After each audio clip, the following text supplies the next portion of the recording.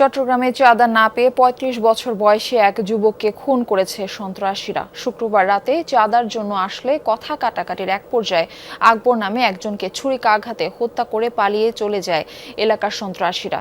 এই ঘটনার সাথে জড়িত দুইজনকে গ্রেফতার করলেও বাকিরা এখনও ধরাছোঁয়ার বাইরে। নগরীতে প্রকাশ্যে এমন হত্যাকাণ্ডে মানুষ আতঙ্কিত।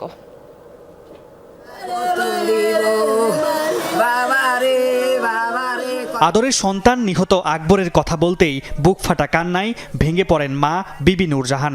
স্বজনদেরও আহাজারি। পরিবারের দাবি, দীর্ঘদিন ধরে নিহতের ভাইয়ের কাছে চাঁদা দাবি করে আসছিল এলাকার কিছু সন্ত্রাসী। চাঁদা না পেয়ে বিভিন্ন সময়ে প্রাণনাশের হুমকিও দিত তারা। সবশেষ শুক্রবার রাত ৯টার দিকে হালি শহরের মাইজপাড়া এলাকায় নিহতের ভাই মারুফের সাথে কথা কাটাকাটির এক পর্যায়ে আকবরকে ছুরিকাঘাতে খুন করে পালিয়ে যায় সন্ত্রাসীরা। ওরা আমার থেকে চাঁদা চাইতেছে, এখন আমি চাঁদাটা না দেওয়ার কারণে আজকে আমার সাথে কি এই দুর্ঘটনা। আমার ভাই আমাকে বাঁচাইতে গেছে, আমার ভাই আহত মার্ডার হয়েছে।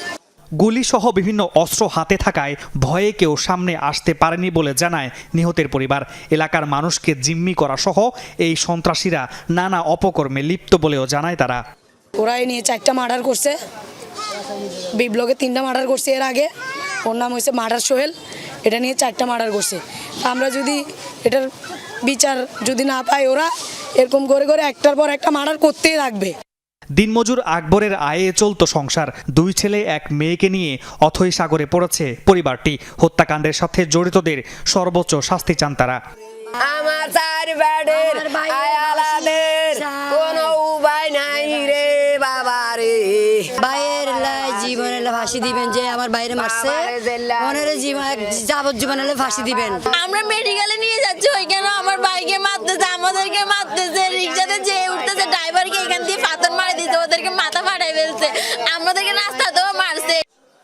চট্টগ্রাম নগরীতে প্রকাশ্যে এমন হত্যাকাণ্ডের ঘটনায় ভয় ও আতঙ্ক বেড়েছে জনমনে। আইন শৃঙ্খলা বাহিনীর ভূমিকা নিয়ে উঠেছে প্রশ্ন। আর এগুলো তো কারোর জন্য কাম্য নয়। এই সমস্ত গুলি করে করা, মানুষকে মারা, এগুলো তো কারোর জন্য কাম্য নয়। আমরা আতঙ্ক আছে এখানে। আজকে উনি চলে গেছে, আরেকদিন আমরা কত বলে আমাদেরকে মেরে ফেলবে, আমাদের কোনো প্রতিবাদ নাই। যদি এখানে যদি আইনি যদি কোনো ব্যবস্থা নেই, আমরা কিছু করতে পারবো না এখানে।